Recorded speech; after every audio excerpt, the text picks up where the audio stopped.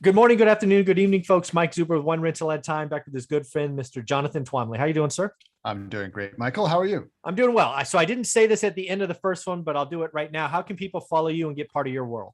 Oh yeah. The best way to do it is join my free Facebook group, which is called Multifamily Investment Community.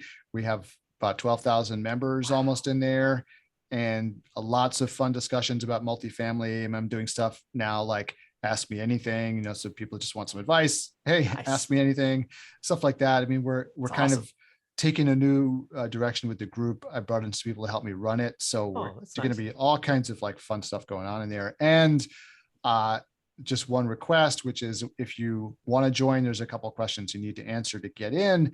And Facebook only shows them to people who come on computers. So the first time you go to the group, please go on a computer, answer the 3 questions, and then you can always use your phone after that. Very cool. And do me a favor, let him know you came from One Rental at a Time so he knows that his time with us each week is well worth it. Talking about multifamily, this is topic number 2 I wanted to discuss. Dude, rents in apartments are off the charts. They are up Yeah. 11.4% this calendar year. And more impressive, at least to me, is nationally speaking, they are 9.4% up from the peak of Yeah. March of 2020, which was before this event happened. So damn, it's got to make people's NOIs look a lot better when rents are up about 10%. Oh man. I mean, if especially no, nobody who bought apartments expected this to happen. Yeah, Right? So, no. so nobody underwrote this rent growth, right? Yeah. And frankly, you couldn't. You'd be insane. Yeah, nobody would believe you. Yeah, no, not only that. I mean, a bank. If you sent your underwriting to a bank to get a loan, they'd be like, Nah, nah, nah, it's nah. 3%. That's all we're underwriting, 3%. And smart investors underwrite. They may have maybe for 1 year if they know there's something special going on this year, Right. they might push it a little bit, and maybe just on their internal underwriting for Yes. themselves, Yeah. best case scenario. But Right. they're not going to like go out to the market with that kind of rent growth on their performance because it's Have you ever just seen insane. something like this? I've never seen 10% in a year Never seen it. nationally. Yeah, I mean, but there's a lot going on here, right? So first of all, last year, and for all, basically for a bunch of this year and for all of last year, rent growth was either flat or down, right? True. And so the question was, are we even going to collect the rent that we're entitled to get? That was the question.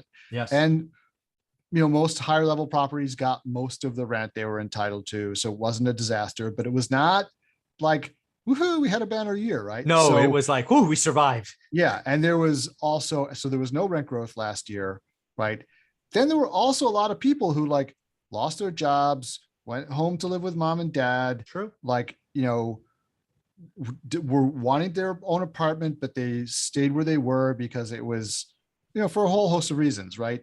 Mhm. And now all those people are feeling free with the vaccines and things opening up, and they've got money in their pockets, and the economy is growing again.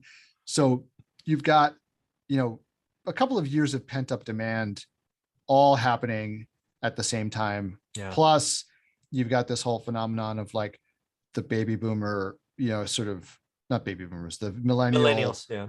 Yeah. sort of like mouse going through the snake. Mhm. And they are at the sort of peak household formation Yeah. right about now. So all these things are happening at once to drive incredible rent growth, but don't go underwrite this kind of rent growth going forward because it's not going to keep up this way. You may No. have strong rent growth for like higher than average for the next couple of years. But the supply is coming. The supply of multifamily, I mean, the number of permits being issued for Yeah. new multifamily is, it's high, right? Yeah. So the supply is going to catch up in the next couple of years, or maybe not fully catch up, but they're building a lot of multifamily now. So Mhm. don't expect this rent growth to continue, but you should expect rent growth to continue like it usually does, right? You Yeah. usually have rent growth, right? So barring a recession, you're going to get rent growth, but Yeah. 10% This is incredible. Yeah. 10% is incredible. And again, in single families, it's even higher. I think it's 14% in single Wow. families. Wow. It's just nuts. Well, in single family too, you might even have some more tailwinds because they're not building a lot of single family right It's now. all multifamily It's all development. multifamily development. And I think a lot of that was because of what happened with lumber prices. Mhm. You know, you could absorb that cost with Yeah. multifamily a lot more easily and spread it across more units. Yep. You know, some of them could afford to go to aluminum framing, like stuff like that. But Yeah. that, you know, now the lumber costs have come back down. So you'll probably see the single family starts, you know, starting to edge up again. But I think they went through a period where No, all the they single family just stopped. developers just stopped. They're like, I can't, Nope. Yeah. Not Even if going to I- pencil. I'll wait. yeah, even if I can buy it, I can't even get it. And so, but you should see that coming back. But for now, it's great. You know, you've got less new product coming on the market. Yeah. More people want to rent. You know, those baby boomers who are having kids and moving out to the suburbs. Mhm. A lot of them can't find a place to buy. They've got to Yeah. rent. They want to rent a house. So it's a good time. Yeah, and the other thing that's happening in the single family development is the stuff that is being built above the median for most markets. So it's not even the affordable stock, right? The affordable rental, or the affordable 1950s builds is almost becoming the unicorn. And then, just so you know, in the single family market, we also have what is a growing group of individuals buying Airbnbs, which is taking Right. them out of owner occupants and out of monthly rentals and making the dailies or weeklies Yeah. or traveling nurses or whatever. I believe Airbnb rentals are kind of that silent, sponge taking inventory out of the market. Oh yeah, I think so for sure. And um, I think you're going to see a lot of cities starting to push back on I that. agree. I mean, in New York City, that happened, you know, a few years ago, where the city was like, we can't, it's tough enough for people to afford apartments. So they basically really reined it in and said, you can only Airbnb in your own house if you Right. live there. Right. Primary. So Yeah. yeah, you can't buy a building and rent it out on Airbnb, you know, so they crack down on that. But Yeah. but so, and I think you'll see other cities doing that. I know, like Ithaca, New York also, like Hmm. didn't they got rid of Airbnb in Ithaca, and Yeah. some other cities have too in New York, because they just didn't want Yeah. it. Yeah. So the last thing we'll talk about in this episode, because we both have to go, is interest rates. Jerome Powell came out yesterday and kind of signaled that he's signaling that he's going to start to taper. 9 out of the 18 Fed presidents now think, given their dot plot, that they'll raise rates sometime in 2022, which Yep. is a year earlier than they previously thought. So again, when interest rates rise, that could impact cap rates and, could have an impact. But damn, if rents are up 10%, does it really matter? Well, yeah, exactly. That'll be kind of the calculation that people are making. They'll say, okay, you know, interest rates are going up, my cost is going up.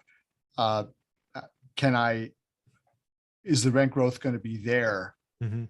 to justify paying this higher price? And if it is, they'll pay the higher price. They'll absorb it.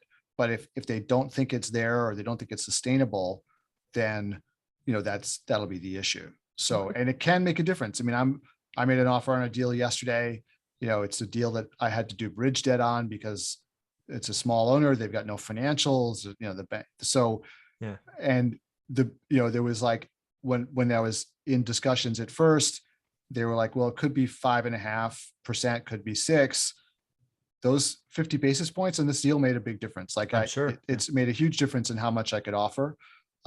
And because they wound up going in at 6. So interest rates really do matter, you know? Yeah. Interesting stuff. So again, folks, a lot of stuff going on in the multifamily market. Jonathan is the guy to follow. Check out his Facebook group. One more time, what's the name of the group? Multifamily Investment Community. Thank you, buddy. Appreciate your time. Thank you.